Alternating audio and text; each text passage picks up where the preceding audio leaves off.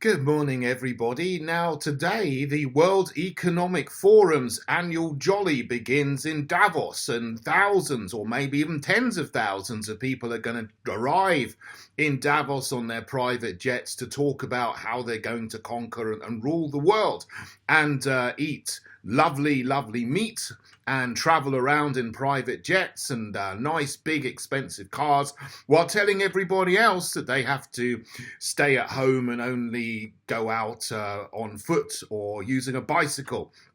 And they're only allowed to have one flight every 3 years, and they shouldn't buy many new clothes and have to cut down on that as well, and live in little pods with a minimum amount of space that has been calculated by some artificial intelligence algorithm somewhere in their computer systems, whatever they may be. Now, very nice for them. And the people that are going are many of the usual suspects. So President Macron is going from France to talk about what France is doing to advance their agendas, I imagine. Zelensky from Ukraine is going. The President of Israel, Isaac Herzog, will be there. I don't know what he's going to talk about. Ursula von der Leyen, the EU Commission President, is going to be there, or definitely part of the globalist agenda. From the UK, we have the Chancellor, Jeremy Hunt, and the Shadow Chancellor, Rachel Reeves, are also going to be in attendance and I think giving speeches. So there you go. That just shows how the Uniparty operates. Fake Conservative, Labour, two heads of the same bird, if you like, whatever. They're both going to the same globalist event, and they'll probably be pushing the same agenda. Also, apparently 200 young global leaders are going to be there and are going to be talking about the whole theme of this year's event, which apparently is rebuilding trust or restoring trust. And it was very interesting because a few weeks ago, Klaus Schwab, who is the leader of the World Health not World Health Organization, the World Economic Forum, as we all know, gave a kind of angry speech about how people are resisting their agenda. Well, yeah, of course people are resisting your deranged pronouncement about how we will all own nothing and be happy by the year 2030. So the idea is that private property will be taken away, which is nothing different to what was in Karl Marx's Communist Manifesto. And apparently we'll all be happy. Well, I don't think people will be happy unless they're drugged up and permanently wearing AI sort of goggle headsets and to look at whatever virtual reality they might create. But for people in the real world, people are going to be very unhappy and are very unhappy and are not going to accept the World Economic Forum's agenda, which of course is linked in with the United Nations Agenda 2030 and their 17 Sustainable Development Goals, and increasingly people are openly wearing on their lapel pins with the 17 colours representing those 17 goals from Agenda 2030, which includes all of the climate alarmism that we have. And one of the things the World Economic Forum has on their own website is the energy transition. So they're going to stop us using carbon-based fuels. That's the idea, because they deem them to be bad when they're not. And then we'll all go to using solar and wind, and then we'll have battery storage facilities to draw down all of the energy made from solar and wind when the sun is shining and the wind is blowing, which is not often, compared to the amount you need it to shine and blow to provide the energy you need. And then they're going to store that energy in battery storage facilities, and when the sun stops shining, like at night, and the wind stops blowing, which is quite frequently, then they will draw down that energy from the battery storage facilities and everything will be hunky-dory. Except, in the UK at the moment, there's enough battery storage to provide energy for the national grid for something like 5 minutes and then that will all run out because there just isn't the facilities, and it's going to run out very quickly. You just simply cannot store a lot of energy in battery storage facilities compared to what you can get continuously from carbon-based fuels and nuclear energy, nuclear power. But they seem to be going down this mad road where we are not going to have the energy we need to power our homes, let alone power our industry and our economy. So this is what the World Economic Forum is taking us down, that route that they're taking us down, and they want to rebuild trust. So they want everybody to trust them, that they have our best interests at heart. Well, I think that is gone a long time ago and is never coming back, and thank goodness for that. So they are also into the agenda of the fourth industrial revolution. So what this is about is AI control, and everyone having a digital identity so that you are monitored and tracked everywhere you go. And you go into a shop, you have to put your ID on, you go into a football ground, or you even get on a train or a bus and you are monitored. You buy a ticket from your central bank digital currency wallet, which is connected to a chip in your hands probably, and you put that on whatever scanner.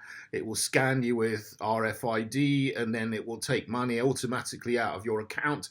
And the government, the central banks will know exactly where you are, exactly what you're spending all of the time, every day, 24/7, 365. Total surveillance and total control of our finances, all monitored by smart AI. Smart meaning surveillance, monitoring, analysis, and recording technology, something like that.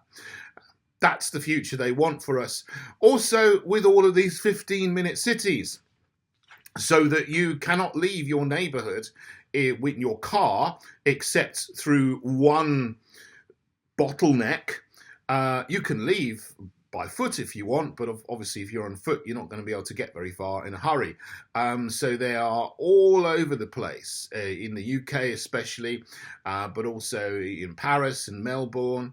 They are putting in these 15-minute city schemes where your neighborhoods will be blocked. There will be gates and gantries to surveil you and charge you a fee if you leave your area or go from one area of your city to another in your car, just like is happening in Oxford with their 15-minute cities, which is very much the prototype, where the city has now been divided into 6 zones. If you're a resident, you're allowed to drive your car between one zone and the other 100 times a year. So once every 4 days, you can make a car journey from your one place in the city to another, and not get charged for it. If you don't live in the city, if you're not registered as a resident of Oxford, then you'll be charged, or you're not allowed to. But if you do inadvertently cross one of their gantries, fining gantries, you'll be fined £75 every time you go make an unauthorized journey through one of the gates separating the different areas of the city. So this is what they've done in Oxford. It's what they want to do all over the world, not just in the UK, USA, Europe, Australia, everywhere, eventually. And people think, that's just a conspiracy theory, but it's not. You see how things roll out. They do a test in one place, and then they roll it out in a few other places later on, and then they roll it out everywhere. And then, with all of the move to ban petrol cars around the world, most places in the West have now got plans in place from the governments to ban new sales of petrol cars from 2035, and diesel cars as well. And then after that, gradually dismantle the infrastructure So your petrol and diesel filling stations, petrol stations, will all go or be transformed into electric charging points, which really doesn't work at the moment and is not going to work in the future. And even if it did, people should have a choice about that on the free market rather than being dictated to from above by these very, very powerful and nefarious people who inhabit the World Economic Forum and so on. So that's just part of the agenda. Also, of course, carbon credits, they're rolling them out around the world. So there will be carbon taxation. They want to bring in extra charges for you if you use something that's deemed to be environmentally unfriendly or harmful to the climate, even though that whole thing is an absolute nonsense and has been shown to be so many, many times.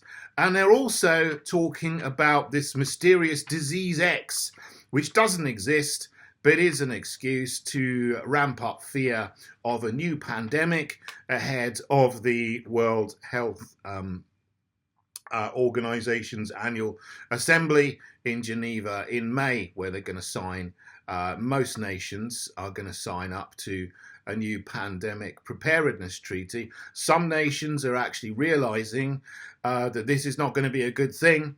Unfortunately, we have globalists who are totally beholden to the agenda and against the people in the UK, the USA, most EU countries with few exceptions. So we hope, again, that it's going to be African countries and Asian countries that will say no to this like they did last time 2 years ago and vote down the Pandemic Preparedness Treaty again when it comes in. But these bodies, the World Economic Forum, the World Health Organization, are going to continue to push this agenda because their vision of the world is a hellish vision where they're in total control and the people have no power and they have no freedom. So what we need is not just to say this is bad, but we need to present an alternative vision of the world. And that's what I'm doing in the UK with the Heritage Party, which is a vision of the world where people can thrive, not just survive, but thrive, build their own small businesses with minimum red tape, look after their families, affirm traditional family values, affirm national sovereignty where we can cherish our heritage and our individual cultures with countries that can control their borders and train our own young people to do the jobs that need to be done in our own countries and be financially responsible, not spend and waste huge amounts of money on the programs of the World Economic Forum and the NGOs, but just spend money on things that a nation should be spending money on, which is law and order, a little bit of defense, the defense that you need for your own country, rather than billions and billions of pounds going into fighting foreign wars, which don't involve us, and keeping our nation going with a pride. And I don't like the word pride, to be honest, but to be grateful for our history and to acknowledge that, a country like mine has a wonderful history, has contributed so much to the world, and that we look after our history and our heritage and we don't knock it down for the climate agenda and things like this. So that is a positive vision of the future. And also, obviously, that we would continue to use carbon-based fuels because they're the only things that we know that will provide us with enough energy to keep our homes heated and to keep us going in our homes, but also to keep our economy and our businesses going as well, and our industry. It just simply cannot work with this ridiculous energy transition that they're talking about. All that it's going to do is put billions and billions of pounds in the pockets of people who are knocking down the infrastructure that works to build an infrastructure that doesn't work. It's utterly insane, but some people are going to make a lot of money out of this, especially globalist corporations. They love it. if they can get governments to accept regulations and to accept programs that squash and squeeze small and medium-sized businesses, so the big global conglomerations can take up all of the market share, and they don't care, what they're doing. If they're getting money and they're getting government subsidies to build rubbish, they don't care. They will just take the money for themselves, and they'll still have the freedom, as I said in the beginning, to swan around the world on private jets while everybody else is freezing to death and has no jobs or very, very poor jobs working for one of their globalist corporations. This is not the future we need. We need a better future. So they are not going to rebuild and restore trust like they said they're going to do with this.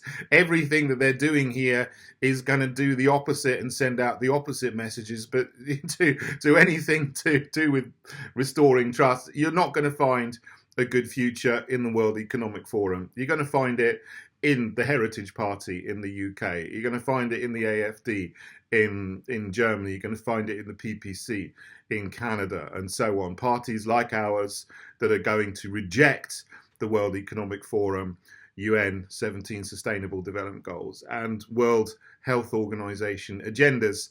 Put our own nations first, control our borders, build our families, build our industry, and grow a better future for our world. So if you're interested in that in the UK, please come and join me at heritageparty.org, because there are elections this year and we're going to be fighting them.